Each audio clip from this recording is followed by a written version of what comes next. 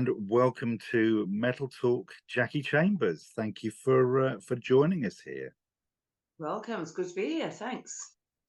Excellent. So, obviously, well known and loved guitarist from both Girlschool and Siteria, and we'll obviously touch on both bands. But start off with Girlschool. You've been with the band since 2000.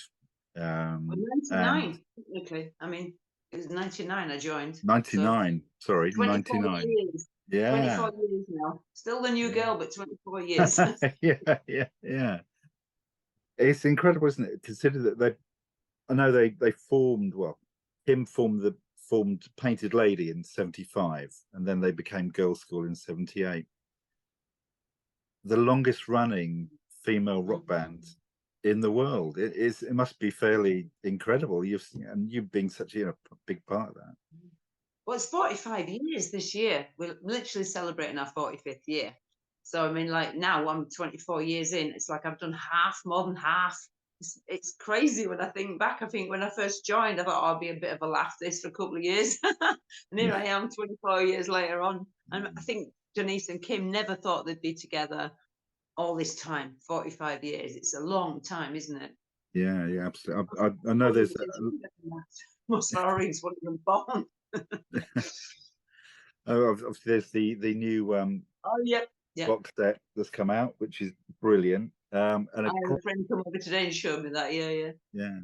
There's a great quote in there from Denise saying that Kim said to her, "Oh, it'd be great to get to 10 years together, wouldn't it?" So I think that's what you think, that when you're young, you don't ever see yourself getting past 30 and doing it still. You know what I mean? It's like, I remember seeing bands when I was like 15 and when I first started a band, I was 17.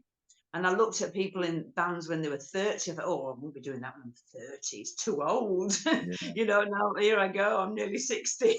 It's like, here I am still. Great. I love it. I love it more now, even though I think I appreciate it more now. Yeah. So, you've built up such a huge reputation over the years, with obviously with the musicianship, as much as anything. And I think that's what won people over initially to the band, wasn't it? That there was, I think, and I know you guys don't sort of talk about it that much, but there was probably a lot of misogyny when the band first emerged, whether the thumbs up from Lemmy and the guys from Motorhead really sort of helped defeat that to an extent. But I think the thing is with the band, it's always been that you write great songs and you're all good players as well, and that's sort of overcome anything that's been thrown at you. Yeah, I think that's it. I think people respect you if you play, if you know your craft, as it were, really. And I wouldn't ever say I'm not in the league of Inge Malmsteen and all these people, more Chuck Berry. But it's like, as long as you can play and you write things from the heart, I think people like to see people being real, don't they? They don't want to just. You could sit there and practice all day long, scales up and down. But if it's music's not interesting to listen to, or it's not fun to sing, or it's not going to be any good. So I just, we just play from the heart. We're just ourselves. We don't try to be like anybody. And I think that's what keeps us going. Yeah. Every album, no matter what we do, even when whatever we do, we turn up in the studio. It just sounds like us. Yeah. It just kind of. Yeah, it's interesting you say that, because obviously there's been over the years there's been a number of lineups, but there's also been some slight changes in style along the way. There's that core sound that the band has always had, but I think there was the whole thing where things went a little bit AOR, where management and everything was trying to push the band towards a more smooth American sound based on sort of Foreigner and everyone sort of having hits and everything. But you're very much, the past few albums, you're very much more back to your core raw sound. Yeah, I think so. Yeah, I mean, we all play the way we play. Like I said, even when we try to play something different, it just comes out like Girlschool. It just sounds like us every time. And we just written a whole new album now, and it just all gels together. You're always going to have Kim's voice that sounds like Girlschool, Denise's thudding drums, And then that just raw guitar sound that we don't use effects or anything like that. We just play, basic stuff really, but it's just rhythm, riff based, and just go for it. Yeah. Just whatever comes out. We try to keep the energy. That's the thing, isn't it? Just having fun with it. If you have fun with it, it's going to sound like that as well. Yeah, absolutely, absolutely. So since you joined the band, obviously there's been the 21st anniversary recording of Not That Innocent. That was the first thing you played on, wasn't there? And that was in January 2002, I think that came out. Yeah, it came out in 2002. They actually recorded it. I think it was 1980 or 99. They actually recorded when I knew them. I was hanging out with them since about 95, and they'd actually been to record it, and it just didn't get released. So we thought, well, hang on, we'll write another couple of songs with me and Enid, because Enid came back at the same time as me, roughly, just a bit after. And we thought we'll write 2 new songs and add it to it, so it could introduce me and Enid back in the band. So that's why we kind of got it, waited until we'd done some gigs and got our profile up again to show that we were still out there. We never split up, but we just didn't have the profile because they hadn't done very much between 95 and 2000. So yeah, we just wrote those 2 songs to put on the album, and then took it from there. And then just yeah, because your tracks top and tail it, don't they? I think the new ones on that album. So yeah, it was a great introduction. And after that, there was sort of 3 or 2 years later, well, there was Believe, which is the first one that you fully, played in that formation. Did you feel that at that point? Because obviously, I know you'd been doing a lot of writing. Did you feel at that point you were well and truly, had your feet under the table, and yeah? I mean, obviously, a bit nervous when I was asked to join. I was like shocked. I've said this a few times, because I wasn't actually lead guitarist. I kind of Kim answered an advert I put in 95, because I wanted to join another band. I didn't want to start again, and she answered because she was doing a side project. So me and Kim were writing together. And I was more of a writer than a guitarist, really. I just played rhythm guitar. I never played a solo in my life, It's like, yeah. I was a punk rocker. I didn't like solos, the irony of it all. Yeah, more of a punk. So when she asked me to join, I was like, I wasn't really interested, because, we were just doing like some writing at my house. I had a little home studio, little 8-track, and we just used to do some, well, basically we got drunk quite a lot and just did a bit of writing. But then obviously I got to be really good friends with Kelly and Denise and Trace and everybody. The little bubble, Chris Bernacci lived like 2 streets from me. So we used to hang out a lot. And of course I was doing more writing then. And eventually Kelly persuaded me to join. So I learned lead guitar. So my main thing really was writing. So I loved writing. So when I got to do Believe, that was like great for me, because I got involved in the songwriting again. And that's where I really like to be. And I have been ever since. That's why I put Siteria together. So, because I write so many songs, because I just love writing songs. So there's another outlet for it, as it were. Yeah, absolutely. Now, obviously, you mentioned Kelly. We know, obviously, sort of Kelly passed in 2007. I read, now you have to correct me if this is true, but when you were first joining the band, Kelly did a lot of sort of just teaching the guitar bits, or was just showing you little bits and pieces. Just to sort of get your match ready. I didn't play lead guitar at all, so it was like absolutely new to me. I actually joined a covers band just to get my playing to par, because I'm not playing lead guitar. So Kelly showed me the songs, and Chris Bernacci, because like I said, she lived literally 2 streets away in Tooting, literally. So I used to go around to her house. So she showed me some of the songs. Kelly showed me some other songs, and I used to just hang out with them anyway. So I'd just be practicing at home for hours, just trying to get these songs learned and get my playing up to par. And I never really thought it'd come so much. Like I said, just thought a couple of gigs, whatever. But then, of course, we got 3 gigs that year in 99. And the first one was Wacken. And I was like, no way. There's no chance on earth I am doing Wacken as my first gig. So I said to Kelly, please, you do that one as your last gig. And then, I'll do the next one that actually comes in after that, which one until 2000, the actual first gig. But we were rehearsing in 99, and writing songs.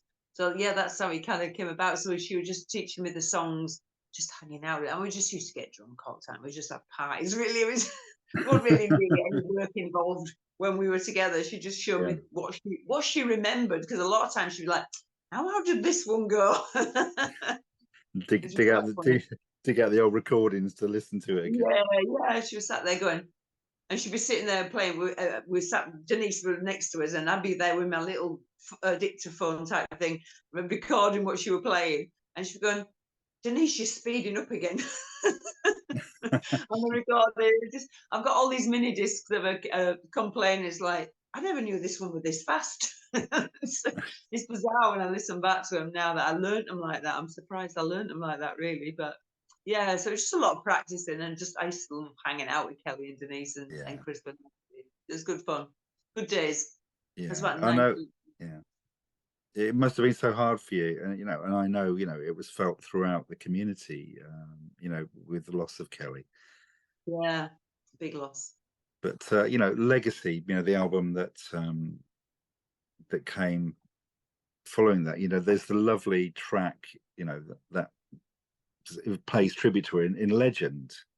Yeah. Again, Yeah. it's It's a hard one to write that, but it's good. It's almost therapeutic as well. Because when yeah, Kelly was actually dying, she was in the hospice the last 3 or 4 months. I was taking the guitar in because I was still trying to write some of the songs for the album. right, So I was yeah, taking the acoustic guitar and I was saying, "What do you think of this, come on, Kelly?" And it was called "The Other Side." And because we were trying to make light of the fact that she was going to die, because we knew she was going to die. So I've right. got called The Other Side. So when you're on the other side, you can sing to me, come back to me as a ghost. And we were like joking about, Colin Fry. I don't know if you remember him from Yes, television. yeah, Yeah. yeah, It's like, I'll meet you on the side. I'll meet you on the other side through Colin Fry. We were making really stupid lyrics about it all the time. And yeah, she was saying, I'm going to be on this album if it kills me. yeah, And yeah, unfortunately, she died before the actual album was recorded. But I joked with the others. I said, "We've got to get her on this album. She wanted to be on it so badly, being the anniversary album, 30th." And so I said, "Okay, I'm going to ask the parents about the ashes because she'd left me the ashes." So I was responsible for distributing them out to her friends. And of course, I went, right, okay, and I shook it. And I thought, what about this as percussion? yeah, And I thought, this is the way, if this is either going to go down really badly or really, well, I thought, well, Kelly would yeah, love it. So of yeah, course I rang her yeah, dad and the mum up and I checked it with them, make sure they were okay with it. And they went, yeah, she'd love it. So I thought, you're on, and I said, instead of a guest appearance, we put a ghost appearance. yes, yeah, It's sort of joke. It's off. You're on the album, Kelly. You're on the album. So she had a yeah, good sense of humor in that way, helping write the sort of other side, and they're writing the lyrics, and she was just laughing, just making jokes about it. yeah. That's lovely. I know it was quite a star-studded album as well, wasn't it? Yeah. Because obviously you had Lemmy and Phil Campbell. You had And Eddie. And the Eddie. yeah, Yeah. yeah.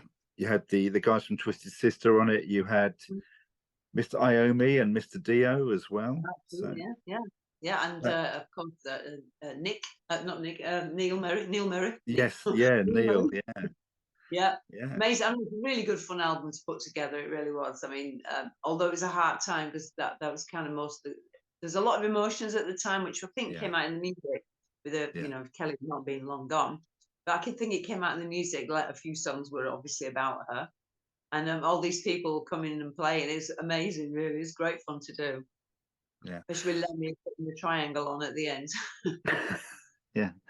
Do you think having all those people attached to the project made it a little easier in a way, and that it was a distraction and it was a support as well, rather than Absolutely, being quite definitely. insular? When I look back at it now, yeah, I think absolutely it was a really amazing time because obviously we spent most of the time saying, who should we get to play on this one? Do you think so and so will be up for this? And Yeah, it was good fun trying to get these people. And when obviously I Spy, I'd written that, I'd called it Sabbath, funny enough, when I wrote it, because I yeah, didn't have any lyrics. I was writing the music right. and then giving it to Tim and Enid. And I called it Sabbath, or no, I called it Black because I thought because that was in a dark place at the time. It was Yeah, like I call it black, and yeah, I sent Kim and Enid, and they wrote the lyrics together for that one. And when we went in the studio, because you have to have a working title, we called it Black, and they were both like, it does sound like Black Sabbath. Should we see Firm D or I'll sing it? So of course we got older Ronnie, and we played it to him, and he loved it. yeah, as easy as that. So when he sang on it, it was like, oh man, it just came alive again, because we'd done our version already, we'd finished it, Yeah, and we yeah, had Phil Campbell played the solo on it, and we thought, right, let's send it to Tony Iommi, see if he wants to do a solo on it. And of course, I hadn't even written a solo for that song. I thought I'll just yeah. keep it really dark and just like straight through. And so we had to like copy and paste a few bars extra. Just so we can't give Tony Iommi this much to play. We've got to give him. Yeah, So we had to change it again for Tony Iommi to play, and then he loved it as well. yeah. So that was the biggest compliment I think I've ever had when I met Tony. That after that, he said he really liked the riff. I'm like, yes. Yeah, oh wow, that's cool. Like my little tiny riff. Excellent. Because obviously you toured with both Heaven and Hell and Dio, haven't you? And you toured with Motorhead, you toured with Vixen, Anvil. Yeah, Alice Cooper, yeah, done them yeah, all. yeah. Sort of touring with these legends. Obviously Girlschool themselves are a legendary band, but it must have been so great, seeing these guys up. Motorhead tours are always fun. I mean, I think I've done 3 or 4 since I've been at bands. So yeah, they all seem to be out in November in freezing cold Britain. Yeah, Why can't we tour somewhere warm? Apart from the last one, which was when Lemmy died, of course, it was November, December, and we were out in Europe, which is brilliant. And of course, when we went home for Christmas, then we were supposed to go back out to Scandinavia, I think, in January, and that's when he passed, obviously. So that never happened. Yeah. But we'd done a month already just before that for his for Motorhead's 40th, of course, Yeah. and of course his 70th birthday, and then never came back. So I think he did it all. He did it all, Yeah. didn't he? And Yeah, absolutely. Yeah. So I had tickets for the Hammersmith gig because I'd been to the birthday party gig in the 10th birthday party gig at Hammersmith, and that was just crazy. So yeah, the 40th was going to be something special. But yeah, his spirit lives on. Really. Yeah. It was a great tour, that as well. It really was a fun tour. We Saxon, Girlschool, Saxon, Motorhead. It's like it's done a full circle. Oh yeah, absolutely. Yeah. Do you have any particular memories of Lemmy? So many, but the one that always comes up is that one about when we were in the studio recording Legacy, and we said, oh, we should get Lemmy to sing this one. Don't Talk to Me, that was. And all we had was a title. We didn't have anything. I'd written the music. Me and Janice had jammed out some music. And it was the last song we were putting together. And we were, oh, we should get Lemmy to sing this one because it's got that sort of feel to it. So we rung him up. I rung him. I sent him a text to start with. I went, Lemmy, because obviously being in LA, different time zone. Are you up for this? And he sent me one back going, what do you want, Jack? Do you want bass, vocals, harmonica, or triangle? So of course, what did I say? Oh, brilliant! Just triangle will do. Sense of humor. I went, triangle, please. So anyway, we sent him the track in LA when he was there. Yeah. And he came back and it had bass and vocal on it. And he'd written the words because we'd just rung him up at 2 o'clock in the morning to sing it to him. And we didn't have any words. And me and Kim were drunk, as usual. And we're like, don't talk to me. That's all we had. And he went into the studio with a friend of ours in LA. And he said, she told me later, she said, he was trying to make out this recording and all he could hear, and I went, that's what we had. We didn't have any words. He thought we were just so drunk he couldn't understand what we were saying. But we were just saying, no, we didn't have any words. So anyway, he did this recording. He sent it back to us. We went into the studio the next day and played it. Sounded amazing. And of course, right at the very end, he went, ping, on the triangle. He's got such a great sense of humor, really good sense of humor. So the whole song just came alive with his vocals on it. Yeah. We put some backing vocals on it and a bit more guitar. And then, of course, the triangle, we actually thought we've got to end the album with that Lemmy playing triangle on the end of the album. Genius. Yeah. So that's how we wrote, Yeah. So the whole experience of recording Legacy sounded, as we said, sort of really cathartic for you all. And it was something that you had to get past. So then you released Guilty as Sin. That was in 2015, wasn't it? I think that was the... I can't believe it's 2015. We're just doing a new one, but yeah. Yeah, yeah. Was that a much easier album to do? I mean, it was an easier album in some ways, but yeah, there's no pressure to do that. But we were recording with Chris Tangaridis. I don't know if you remember him. Yes, yeah, yeah. I know Chris. Yeah, or knew Yeah, Chris. Yeah, certainly. Yeah, we recorded with Tim Hamill in Wales at Sonic One. So it was different because we were going somewhere completely different, a different producer. So in that sense, and the songs came together fairly easy, but not quite as easy as Legacy because we had so many. Like I said, there were so many different emotions for Legacy. yeah, In a way, it yeah, was easier to write because there was anger, there was like sorrow, there's so many things running through us. So I yeah, think in a yeah, way that was easier to write, and there was a lot of feeling going into it. And I mean, same with Guilty as Sin, but it was just a different feel, different time. So I think yeah. this one was more fun. This one, the one we've just done just now, which we have a sort of working title, which I think we're going with. But yeah, Okay. Can you reveal what the working title is, or? I think so. Yeah. I just walked in the studio say, "What the for 45?" For like 45 years, 45th Right. anniversary. So the What the 45 What we're the going with. 45? Okay. That's a Yeah. good working title. You know, it's That's great. the title. We're not sure yet. It's like because like it's hard to find a title for an album because you don't want Yeah, to go with a specific song because you don't want that to yeah, be the title track in case it's not the most popular one. So it's like we're 45 years in. What do we call it? yeah, Because we've already done Legacy, you know, like Legend, all this sort of yeah, thing. So we yeah, yeah, thought, it could be the last album. So what do we call it? We thought, well, it's 45 years. Let's go with something with 45 in it. And I just came out, well, what the 45? It's kind of, I think we've got T-shirts for the tour with that one this year. So it could be that that's going to be the title. yeah.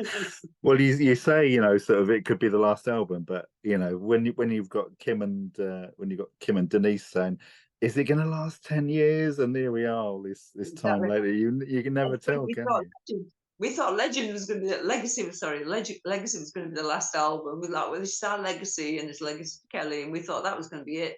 And here we are, another 15 years after. Yeah. Well, Yeah. you've all obviously still got the passion for it. You love doing it, and the songs are still coming, and the audiences are still there. Absolutely, and we'll keep doing it until we if we don't enjoy it, there's no point because I think you can tell when a band are on stage going through the motions. It's Yeah, just not. There's no feel or any passion anymore, is there? There's no energy.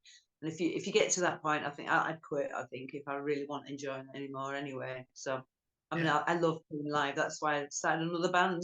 I just want to play live all the time. yeah, Put me on tour. I'm happy. yeah.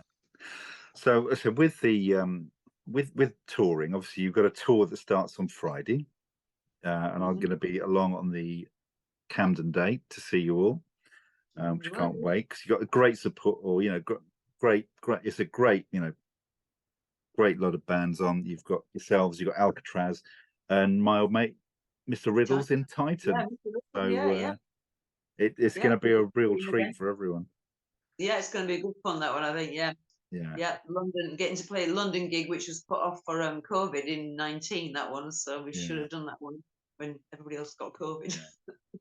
So you still enjoy, because I know physically it's hard to tour, isn't it? And I think logistically it's harder all the time as well. But you still really love doing that.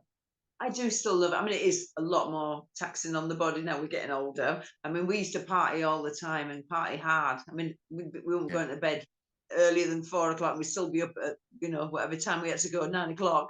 So we just used to do it back then. But now we're older, we just can't do that anymore. It's impossible, isn't it? When you get older, you cannot function without yeah, sleep. So yeah, we're a little bit more, a bit more sensible these days.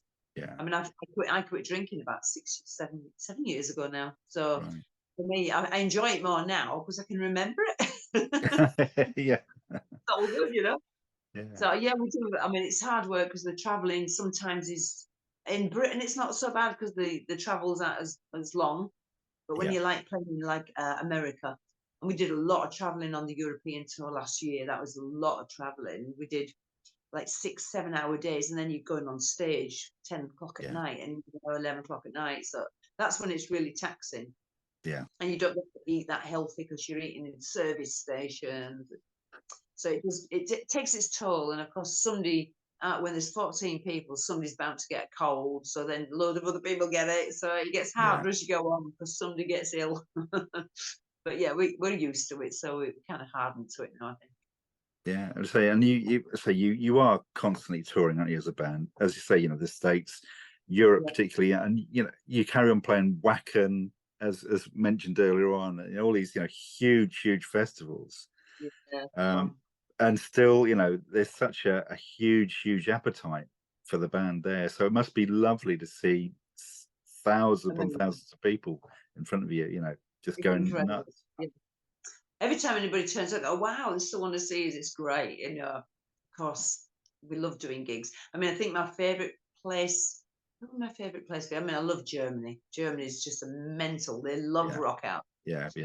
You can play Wacken or anywhere at 11 o'clock in the morning. You might be the first band on, and there are thousands of people there. Yeah, It's like yeah, they've just not gone to bed yet, or they just literally get up to see the band. They love rock music so much out there. yeah. Yeah, I wish they'd do that in Britain. Yeah, yeah. Hopefully, so the things are changing. So we'll see what happens. But with the set for the forthcoming tour, is it going to be a mix of old and some maybe of the new tracks that you've just recorded, or is it going to be I'm not sure we're going to do any new tracks. It depends on how much time we get in sound check, because right? obviously none of us live near each other now. Because obviously I'm in Leeds, and the Yeah, two of them yeah, are down in Essex way, and then Tracy lives in Spain, so it's yes, impossible yeah, to rehearse. And we've only just finished them in December, so we've not had a chance to rehearse them again. If we get long sound check, we might have a run through something and decide which we need to decide which one we're going to do. Really, you know what I mean? yeah, So yeah, I mean, we definitely would like to, and if we don't do it this tour, we will definitely do it at some point. yeah. Obviously, When to promote the album, obviously when it comes out. yeah. So Have you? just let everybody decide which ones they like, and then we'll figure out which ones to do. Yes, yeah. Have you got an idea when the album's going to be released? Up to the record company. I mean, we've done our Right, bit now.